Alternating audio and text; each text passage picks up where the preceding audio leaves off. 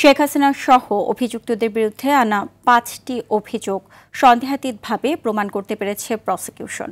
তাই সর্বোচ্চ শাস্তি মৃত্যুদণ্ডসহ এদের সম্পদ বাজেয়াপ্ত করে শহীদ পরিবার ও আহতদের অনুকূলে দেওয়ার আবেদন জানানো হয়েছে বলে জানান আন্তর্জাতিক অপরাধ ট্রাইব্যুনালের প্রসিকিউটর গাজী এম.এইচ. তামিম।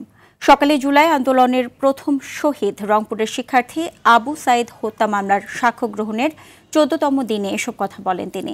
এ সময় তিনি আরও জানান, শেখ হাসিনার মামলার রায় বাংলাদেশ টেলিভিশনে সরাসরি সম্প্রচার করা হবে।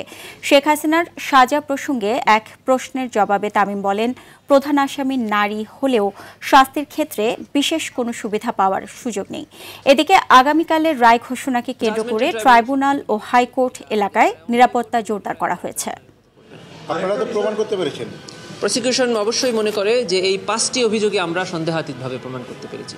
অতএব রায় প্রদানের ক্ষেত্রে আসামি নারী হোক পুরুষ হোক, তিনি তার অবস্থানে থেকে কি অপরাধ করেছেন সেই অপরাধের গ্র্যাভিটি বিবেচনা করে শাস্তি প্রদান করা হবে। পৃথিবীতে এখন পর্যন্ত যত এই ধরনের মানবতা বিরোধী অপরাধ হয়েছে, কেউই স্বীকার করেনি যে ওনারা অপরাধী।